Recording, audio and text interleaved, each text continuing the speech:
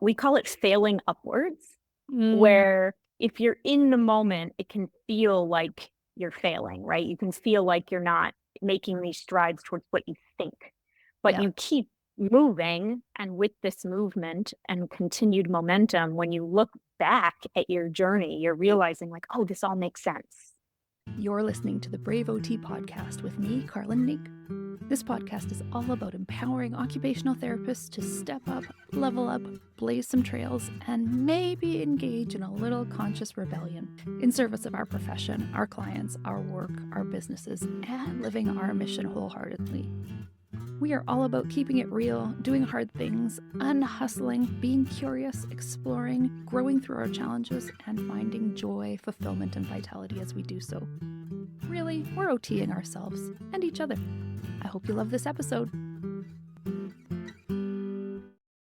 Hey there, Brave OTs. It's Carlin here with another episode of the Brave OT podcast. And today we're diving into what it really means to build something new from scratch, both personally and professionally. My guest, Dana Solomon, is an occupational therapist who has bravely stepped into the world of pelvic health and entrepreneurship by creating the Pelvic Health Clubhouse.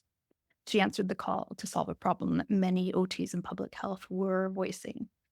Today, we talk about her journey, the vulnerability that comes with launching a project that isn't perfect, and how she embraced the concept of failing upward, learning and growing with every step. Dana's story will resonate with any OT who's ever felt the pull to create something new, whether it's a practice, a program, or a whole new path in our profession. This episode is all about navigating self-doubt. You might have heard of it, maybe not, I don't know. Finding your flow. You'll find an echo of the Kawa model episode that preceded this one. And making bold moves without waiting for permission. We'll talk about how bravery in OT isn't about knowing it all. It's about being willing to try and evolve through the process. So if you're ready to be inspired and take action on that project you've been dreaming about, this one's for you. I met Dana at the Pelvic Health Summit in 2023. Interestingly, we recorded this discussion close to a year ago, and I didn't listen to it before recording episode 31, Find Your Flow. Explore your OT business through the Kawa model. So if you want to learn more about this Kawa journey that I describe somewhere in the middle of this podcast episode, go listen to episode 31 next. I think you'll really enjoy it. Before we get into today's episode, I'd like to introduce our sponsor, Jane, a clinic management software and EMR with a human touch. Whether you're switching your software or going paperless for the first time, the Jane team knows that the onboarding process can feel a little overwhelming. That's why with Jane, you don't just get software, you get a whole team. Jane's award-winning customer support is available with every subscription. You can contact them by phone, email, and chat whenever you need it, even Saturdays. You can also book a free account, set up consultation to review your account, and ensure you feel confident about going live. If you'd like some extra advice along the way, you can tap into their lovely community of practitioners, clinic owners, and front desk staff through Jane's community Facebook group. If you're interested in making the switch to Jane, head to jane.app/switch to book a one-on-one demo with a member of their support team. And don't forget to mention my code VITALITY at the time of sign up for a 1-month grace period on your new Jane account. You wear a couple hats, don't you? Tell us about your hats. I wear many hats. I am one to pick up lots of hats. In fact, sometimes I pick up too many and I need to put them down. You are one of my people. I like it. I like lots of hats. So I am an occupational therapist that specializes in pelvic health with a background in pediatrics. I'm also a yoga teacher, and I am the creator of the Pelvic Health Clubhouse. Ooh, that's a really exciting project. That's what we met about when we met at the Pelvic Health Summit in Phoenix. You were sharing about your clubhouse, and it sounds like a really interesting thing. I'm excited to be able to talk about that. Yeah, that was one of the scariest, profound experiences of my professional career thus far. Really? Can you tell us more about what was scary and profound? That experience left me feeling so vulnerable and exposed. And I just want, so the Pelvic Health Clubhouse is this digital platform, and I'm an occupational therapist. I'm not a coder. I'm not a software developer. I'm not in tech, and I created this thing and I was presenting it to my colleagues and it wasn't perfect. And and, and I didn't even know if the technology was going to work, not from just the internal level of the tech, but like me connecting it to a computer, like a monitor to Yeah, show yeah, people. yeah. There were so many unknowns, and I felt so exposed. And it was also the most amazing experience because I was able to share something that I had worked so hard on with my colleagues and put it out there in this amazing way. That's huge. And there are so many layers there too. I noticed from being at the Pelvic Health Summit and from being in Lindsay's world as well that the OTs just for being in pelvic health also feel like this sense that in itself is brave, right? That it's stepping into this area of practice that OTs very much belong in, but hasn't historically been understood to be an expert in. And so that in itself is brave. And you're going further and going, okay, and I have a lot of resources to share, and I'm gonna put it on this tech platform, and resources are your specialty, but tech isn't. So many layers of brave. I'm so proud of you. I'm so happy for you. Thank you. It's been a wild ride. And were you warmly received? Yes. Oh goodness, yes. So tell me, what is this clubhouse? Like, how does it work? What's it all about? Yeah, so I got into pelvic health about 3 years ago, Okay. and I was so excited, and I was reading everything I possibly could and just drinking from the fire hose of information and obsessed with it all, but I found that everything was really disorganized, everything was scattered across the internet, and I kept seeing the same questions pop up. Does anybody have this research article? Does anybody have this resource? Does anyone have this that they can share with me? Mhm. And my brain likes everything in one place because it just gets to be, it takes time and energy. And I had the time of COVID, the pandemic, to play around and learn how to make things. So I created these resources that my colleagues seemed to really like. And so I started to sell them and share them, but it still didn't feel like enough. I felt like everything was still not quite as organized as I would want it to be. It felt like there were topics everywhere. It just felt very spread out. And was And this when you were selling them before you had them on a platform, was it like this many dollars for a PDF download sort of thing? yeah, and then people wanted to be able to customize it to their own logo and their own practice, and it's all things that take a lot of time for people to do, and at the end of the day, we're not paid to be copywriters, and we're not paid and we're not trained to use these computer programs. Yeah. And it takes time and energy, and it usually goes to the bottom of our list of things to do. So when we work with clients in pelvic health, there's a lot of education. There's a ton of it because it's all new to so many people. And you want to be able to share things with clients that help them feel like this information is digestible Yeah. and accessible. So when people started buying my resources, had a feeling that there was something there. And I also make videos, and I just wanted everything in one place and easy to send to others. Right. So I started creating this platform called the Pelvic Health Clubhouse. Okay. And it is a place that has pelvic health resources organized by topic and by type of resource with functional illustrations, easy client-centered language, concise videos, on everything's under 5 minutes. So you can show someone how to do something that's not really easy to find on the internet.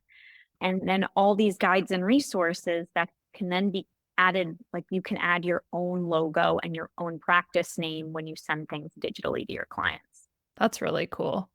So a therapist they might do an initial session and rather than have 100 handouts in their little bag, they might do that assessment, make some recommendations, and then email them the digital materials that they might need. Maybe they need a video that re-explains what the education they got. Maybe it's an illustration of how they might do this.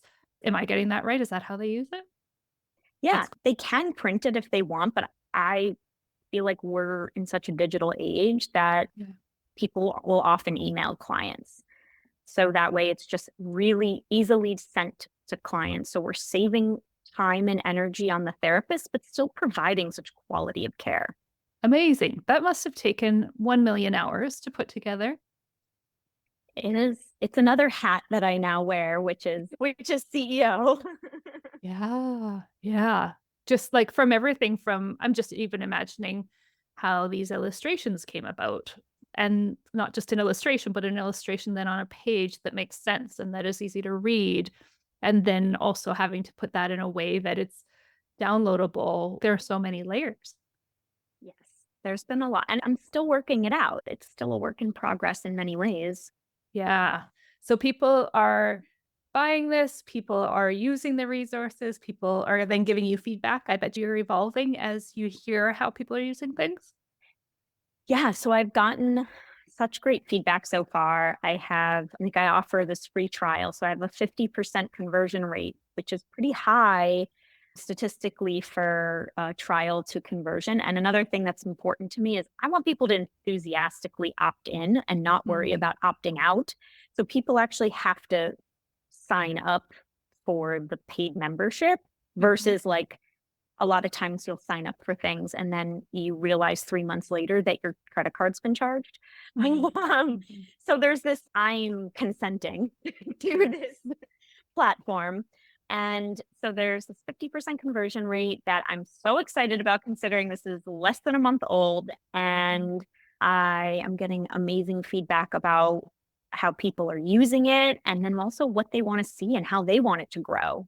Yeah, that's wonderful. Because as with any therapeutic approach, there are many ways to approach the same problem. So you don't want it to be if they have this problem, here's your treatment plan, right? It's what are the resources that therapist who's making their clinical judgment in the context of that person, in their environment, and what's going on, that they can choose from a variety. So I guess like a chef, right? Choosing from a variety of ingredients rather than being given a recipe.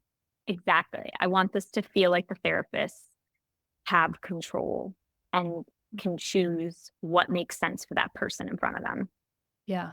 So you said that you have a lot of different hats and you have a pelvic health practice. You do yoga instruction. You have built the clubhouse. There was something else too. I also write.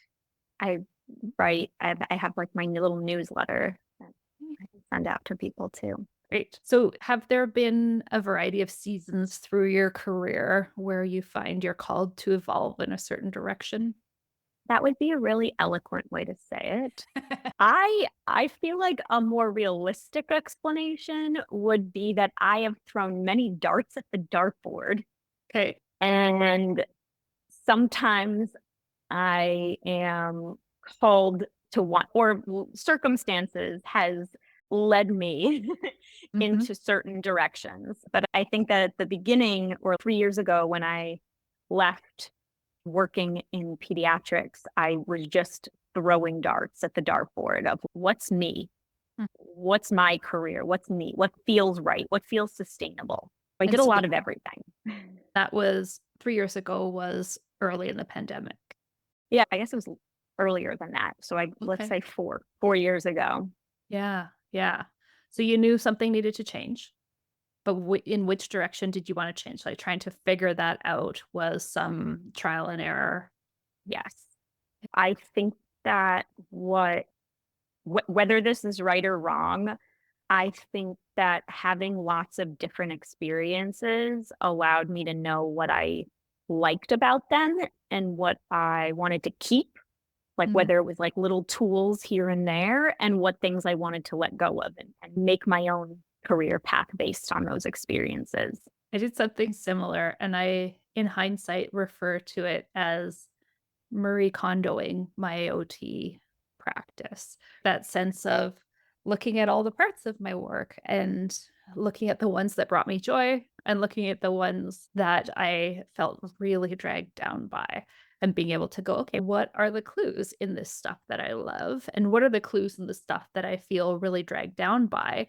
And how can I craft my next phase or this evolution so that it does continue to feel energizing and motivating? And it can look from the outside like darts on a wall, right? But truly, we're more methodical than that, right? There's that sense of, okay, so if I really, one of the things was that working with clients who there might be a third party payer involved. Sometimes that can be a complicating factor for why they may be struggling to move forward or why there might be fear to move forward or things like that.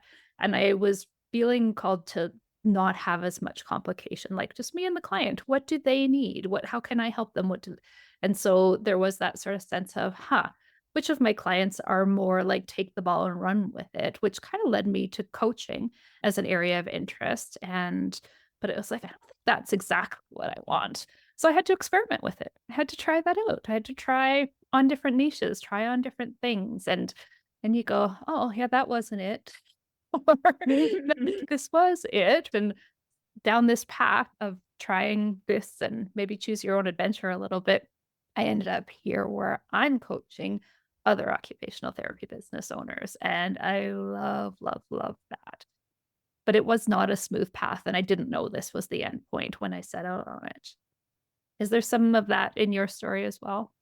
Yeah. So you're reminding me of a term that a friend and I use together. We call it failing upwards, Mm, where if you're in the moment, it can feel like you're failing, right? You can feel like you're not making these strides towards what you think, but yeah. you keep moving. And with this movement and continued momentum, when you look back at your journey, you're realizing, like, oh, this all makes sense. I feel like with me, I worked in pediatrics and I was working with families oftentimes in pediatric land. You very much work with families. And I realized in this post NICU setting or early intervention setting with young children under the age of 3 that my care was really directed towards baby. And I wasn't really focusing on the family. Like I would do education, but feeling like I was losing the connection there. And it Mhm. wasn't till I started asking moms, caregivers, but moms about them and their needs, what's going on with their sleep, with their nutrition. I started just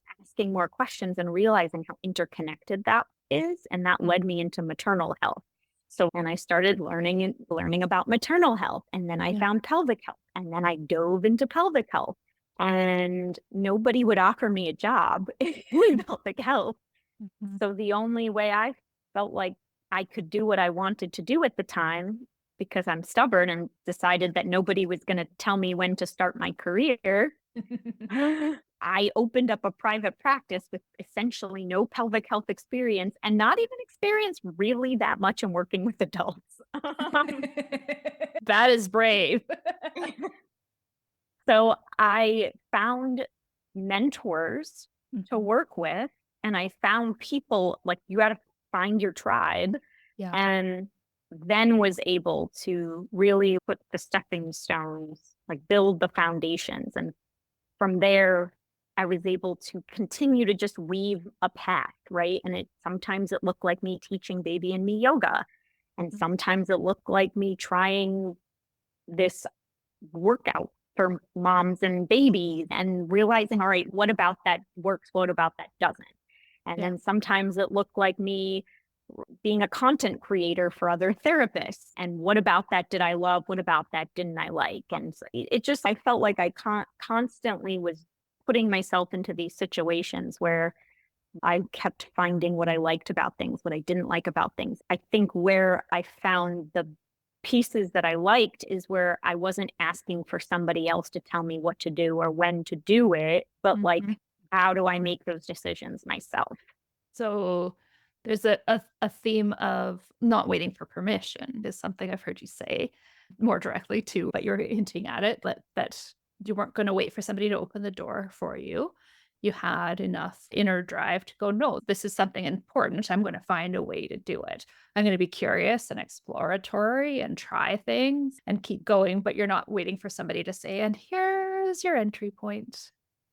I think it's really nice when that happens. I Mhm. just don't think we can wait for that moment because you can be waiting a really long time.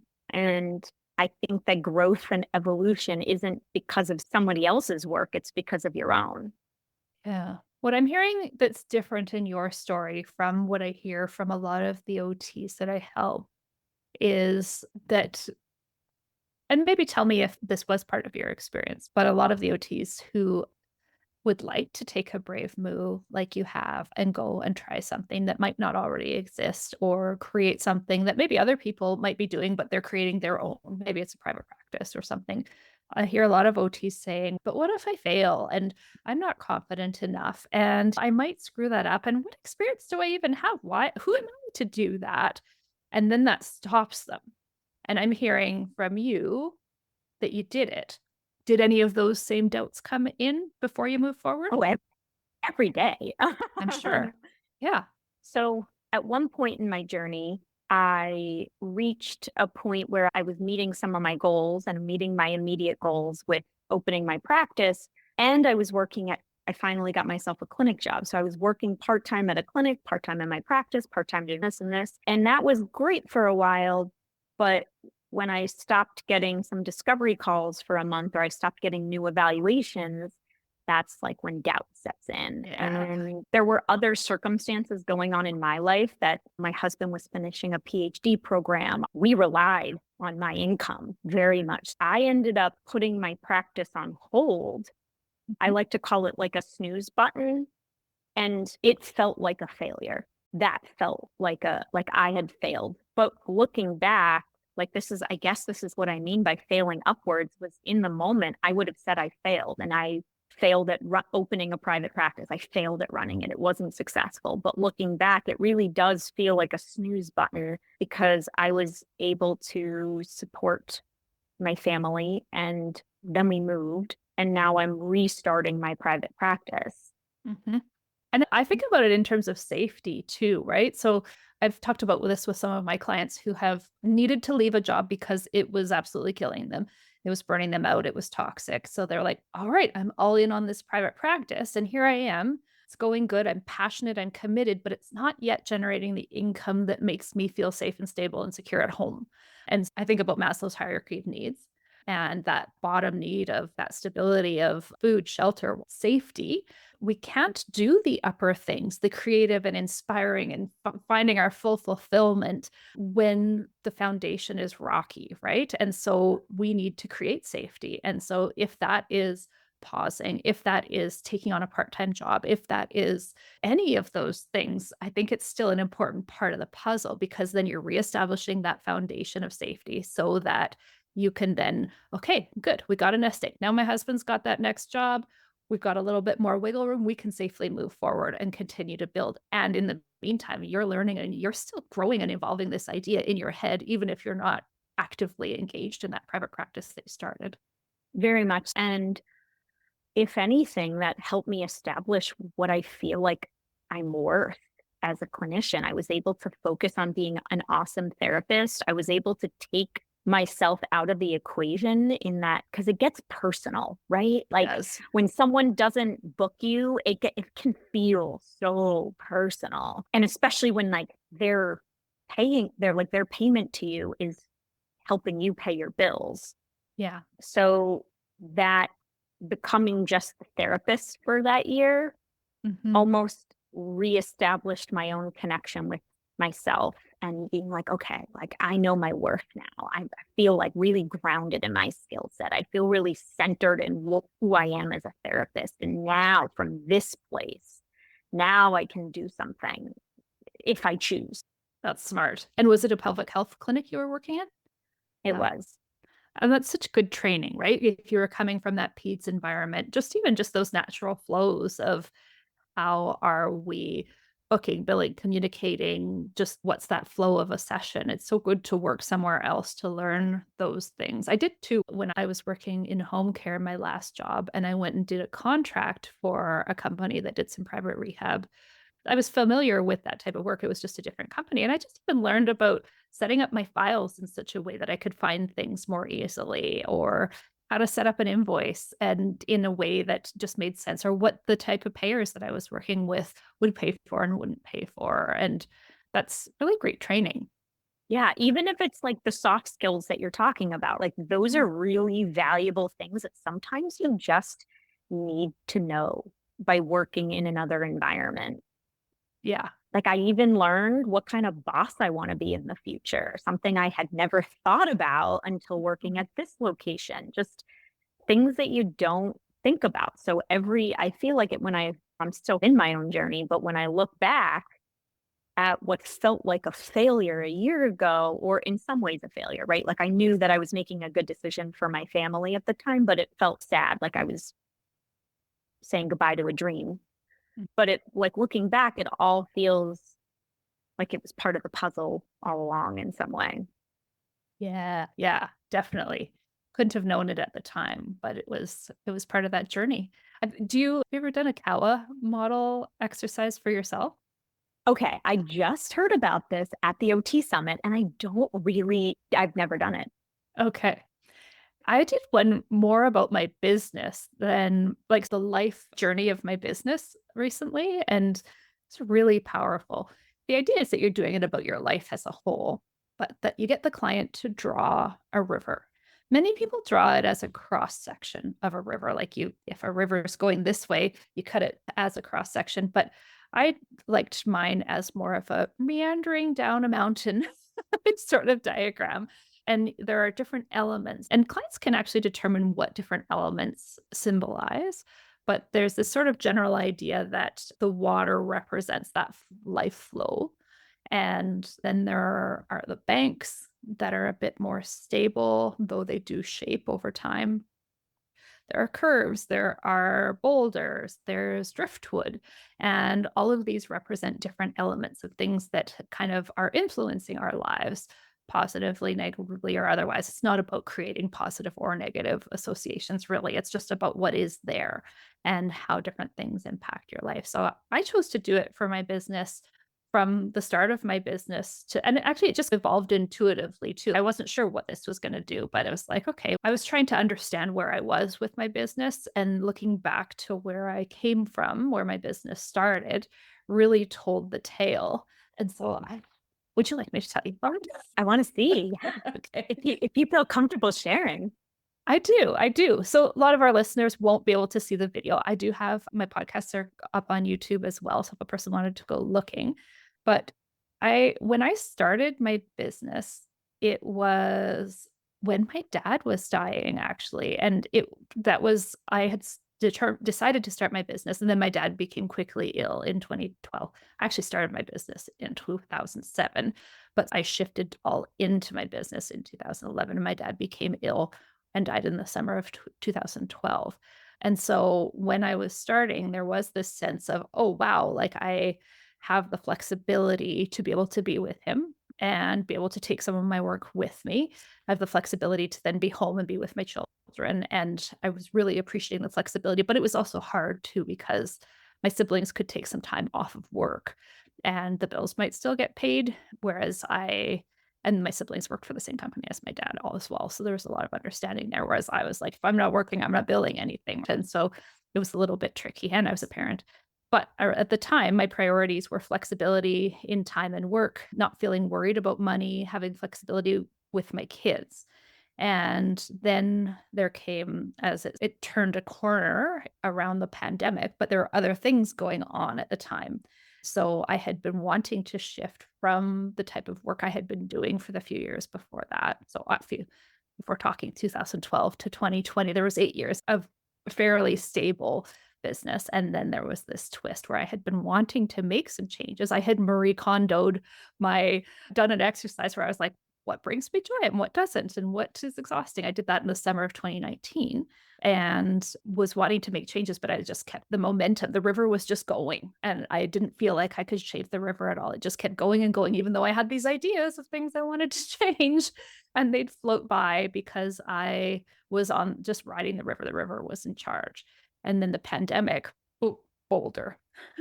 There was a disruption in my referral sources, Boulder. Husband was laid off, Boulder, and I needed to turn my river. And so I one might not necessarily be able to see it, but up in here, pandemic disruption and referral sources, my husband's layoff. And so I engaged, I started floating on a bit of a driftwood, a social media driftwood. So I engaged and I was just like, what's out there? Let's connect with people. People are needing connection. I also saw from my mental health work with people who have been off work for a long time that when people are off work, losing routine has a negative impact on people's mental health. So I was definitely anticipating if we're going to be off for a long time, going to be a bunch of people that had been holding it together who aren't anymore. People need to maintain some sort of routine, some sort of occupational engagement. We know these things, right? So I was like, what can I put out into the world that is on bringing my expertise to what the world needs right now? So I started putting some things out there, but I also became isolated, but making it work, learning. I was enthusiastic. I was chipper. I was pitching in. I was learning. I was expanding. I felt like I had something to contribute. And there was a lot of flexibility in my business. And then I said, at that point, it was like there was possibility, and it's okay if it's not yet thriving in the new direction. Nobody was thriving. It was this kind of like safe zone to experiment and just see what happens out there. And with enthusiasm and curiosity, that was really fun. And then there came a point further down the river where I became more tired and the economy shifted.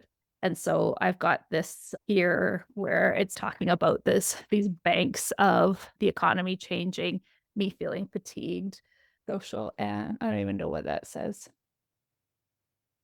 Social media fatigue. I was tired of showing up on social media. There was that going on as well. And so I was trying to focus on loving my people and float on that driftwood for a little while. And then the current slowed. And I was tired, but I was trying to speed up the current. And so as I'm like blocking these things, and I don't know how this diagram's going to end, but I noticed that I was tired, the current was slower, and I was putting in more effort. What am I doing? What's not working? Trying to solve this problem. Why was this part of my practice lower? I still was busy with my mental health work, but I was trying to do more of this coaching work. There was judgments of there's a boulder here. Shouldn't I be more successful by now? Then I'd pause for a bit. I'd produce less. Do what you love, revise. I was trying to do that all while still judging and going, but the river should be going faster. How do I get the river going faster? And that was what was exhausting me. So I ended up coming to this conclusion that I wrote on the banks that says you can't speed up the river. It is what it is. Let the river carry you. Your efforts to change it are exhausting you. And it was this, yeah. And then how has that revelation impacted you since? So I keep it on my wall beside my desk as a bit of an anchor and a reminder. And it's helped me to focus on okay, so when my nervous system is feeling dysregulated, it's this sense of trying to hurry up the river. And from that place, I get into frantic, busy work that doesn't serve me. And it doesn't lead to more work. It just leads to more time spent working and not being regulated. So I'm shifting back. And certainly it's not like I'm like, oh, and now that I know this, I'm doing it all right. It's that how our nervous systems work. They creep up and you're like, "Ah, what's going on here? You're back. Why are we doing this again?" There's that anchoring point. So something I've been doing actually more recently is recognizing that I could spend all day trying to be busier, and that's not effective. And so how can I work with the times of day where I feel most natural energy, the most creative energy, which tends to be early morning for me? And then how do I not just start early and then end up working till 4? Because why could I just check out at 2? That just feels irresponsible. But instead, I'm actually inserting some exercise in the morning. So I got a gym membership and I'm working toward having this block at about 10:30 in the morning where I go to the gym. And so I'll have done some great creative work at that point, go to the gym, and maybe I do client work in the afternoon or but that idea of inserting something that's good for my health, good for my nervous system, good for my energy levels, good for my ADHD. It's really the exercise is the cure all. Didn't you know? I think it takes a lot of awareness to Mm, be able to identify those barriers mhm, because if you're really in the thick of it, sometimes it can be really hard to see those things as mm. barriers or to see what's happening, to take yourself out of the equation a little bit and see and start to notice. And I think that's a really important thing that we should be doing all the time. Mm. I definitely I attribute that awareness to my ACT training. I use a lot of acceptance and commitment therapy, which is truly about getting really present with the experiences. What am I feeling in this moment? What am I thinking in this moment? What is this getting just leaning into it rather going, oh no, that feels bad. Must avoid the things that feel bad, but go, what's going on there? What part of it? Like feeling the layers and the complexity of it so that from that curious place, we can then make intentional choices. Ooh, I really like that. How do you get Um, it sounds like you have a lot of self-awareness. What helps you with that? for me, it's about being able to I think that I struggle with the self-doubt Sally kind of deal, right? Mhm. Was it you that said that? That's Are you Lindsay and I talk a lot about her self-doubt, Sally. My self-doubt comes in a different flavor, but yeah, that's her term. I am, and I'm sure I'm not the only person that does this, but for me, a big hurdle is and continues to be looking inside for decisions and choices rather than looking outside. Looking, everybody else knows better than me, and really, really feeling like I'm the professional of myself. And with that, I've really learned how to tune in somatically. Where do I feel things in my body and where do they live? Where is that coming from? And how to really tune inwards. Because for me, my emotions are, and emotions are transient, right? They can come and go so fast, but there's a reason behind that. What does it feel like in your body? What's holding on? What's going on? Why are you looking outside for this? Where is this living in your body? And but that's for me, like these somatic practices have been really helpful. So if you detect can you give us an example of when you discover that and then what you do with that? Okay. So we'll use like a really like businessy choice. So Okay. I am restarting my private practice here in my new state, and I have played with price points in the past a lot, and I have come to a conclusion on my price point. Okay. And it feels really grounding to say my price point, and it's been much lower, and I've said it, oh, services cost this much, like I've it's been significantly lower, and I haven't had the same conviction in my statement, and I've come across this price point that like I feel really grounded and really confident saying it, and it's higher than before, but doesn't matter. I feel like it almost feels like from a place of a center rather than like a self-doubt. And I know other people charge less, right? Mhm. If I looked outside, and it is good to know what other people are charging, but at the end of the day, you have to feel good about your price point and you have to know your worth and you have to know how does that price feel in your body. You're the one that has to say it. Yeah, and if you stumble over it every time and sound like you did when you said, "My prices are it's the service costs this much," then people Yeah, like don't yeah, they feel that I energy can't. from you. Yeah, So does one thing I that's a little bit tricky about that is that self-doubt Sally can be really convincing that she's giving you the bad feeling. Ooh, that's too expensive. Are you sure? I feel squeamish in my tummy charging that much. Wouldn't it be safer to charge something less? How do you know the difference between the self-doubt vibe and that place that's saying, no, this isn't quite right? that's a good question. I think for me, it is about sitting with it for a little bit longer, where before I would react a lot quicker. And now I'll sit with things a little bit longer and see how they feel with a little bit of time. Yeah. So that self-doubt Sally that's protective is more reactive in the moment, whereas sitting with it longer is a truer sense of it. When you're out of like, Yeah. I don't have to do this right now, so there's nothing to protect me from. How does this feel? Yeah, exactly. And building on that same example, I saw my dad over the weekend and I told him my prices. He's an entrepreneur himself. And he was like, have you thought about this? Maybe that's too high. Maybe it's this, just giving me other things to think about. And that self doubt Sally, that person looking everywhere else but inside, and to your dad, who could be a role model, and could immediately be like, oh, I'll lower my prices.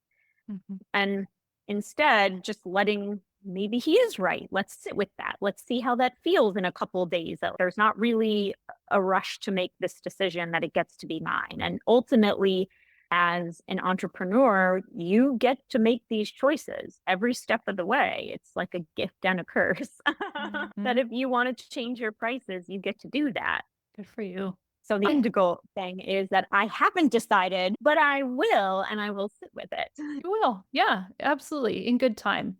And I think we often think we need to rush things, and trusting the intuition of an intentional pause is really important. Yeah. There are some questions that I ask everybody on the podcast. May I ask them to you? Yes, of course. Okay. What does being brave mean to you? I think being brave means being authentically you and seeing yourself in all of your shades and colors. Yes. And Not yeah, necessarily masking them, I'm hearing. yeah. Yeah. So being able to evolve and grow and look at the sides of you that need to evolve and grow as well, and still being that compassionate, amazing person that you are, but seeing yourself for who you are and being you. That's beautiful. And what is something brave you've done recently? I think we talked about a few things, but what would you pick out as the one you'd talk about? The most recent brave thing I did was to present to launch the Pelvic Health Clubhouse and to present it to my colleagues at the OTs and Pelvic Health Summit. That felt incredibly brave and incredibly vulnerable. And I feel like I've grown so much from that already. And you were brave too. You sent me a message. You said, "Hey, can we talk?" And you said, "I would love to be on your podcast." And here you are. It's true. I'm really glad you did. How would you like to see OTs get a little bit more brave? Yeah. I think we need to stop asking for permission. We, as OTs, need to really know our worth and where we can use that in lots of different areas. And if there's an area that interests you, that you're passionate about, you don't need, sure, there's probably coursework. I'm not saying you should just not Sure. be proficient, right? You Yeah. should do what you need to do to Yeah. be able to practice in that field, but you shouldn't be waiting around for someone else to tell you that you can. That if Mhm. it's in our scope, sometimes you have to create your own door and walk through it yourself. Absolutely. And that's it. There's that sense of professional responsibility. We're not going totally rogue and out of scope. But within scope, there's so much we can do. And just because somebody else isn't already doing this thing, if it's something that we're qualified to do, we've got the skills to do, or are learning the skills to do, there doesn't have to be a paved yellow brick road that says this is the path. Because somebody created that path somewhere along the way. Why not you? Yeah, exactly. And where can people find you just to connect, but also how do they find out about the Pelvic Health Clubhouse? Yes, I write, I call them pelvic love notes. So you can subscribe to my free newsletter where I talk lots of holistic and pelvic health. You can find me, and my like the blog will have past love notes, and you can subscribe there at trianglepelvichealth.com. Okay, You can find me on social media at Triangle Pelvic Health. You can also find the Pelvic Health Clubhouse at pelvichealthclubhouse.com. great. It's wonderful. Thank you so much for being here. This has been a really rich conversation. Thank you so much for having me. I hope that we can inspire other OTs to step into their bravest selves. I think we are. I think we just did. Thank you so much for tuning into this episode of the Brave OT podcast. Now, before you go, I want to make sure you stay and listen to this last part because there's a time sensitive announcement.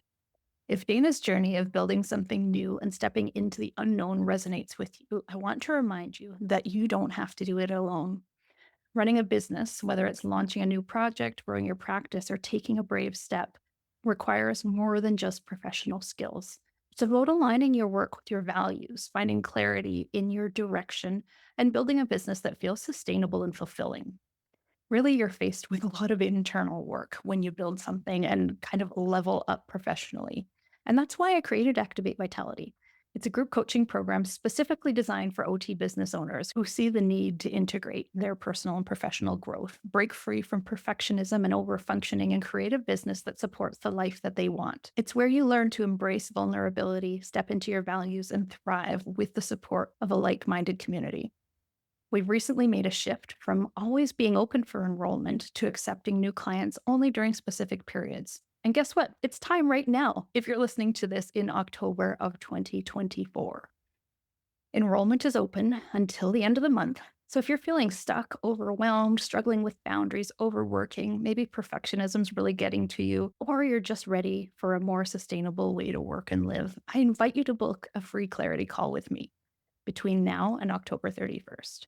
This is your chance to explore how Activate Vitality can support your next brave step in business, which is a next brave step in your life. If you've created a business that aligns with your priorities, your values, your goals, it needs to serve your life. It needs to not be sitting on a scale in opposition to life. This business is a part of your life. It should add to your life, not take away from it. There's a link in the show notes to book a call, and let's find your flow together. I'm only taking 12 people this round, and this is the last enrollment period for 2024. So don't wait. This is your time. I really look forward to connecting with you. Make sure you check out Dana's information, check out the Pelvic Health Clubhouse, follow us on social media. I'll put all those links in the show notes as well. As always, be brave, OTs.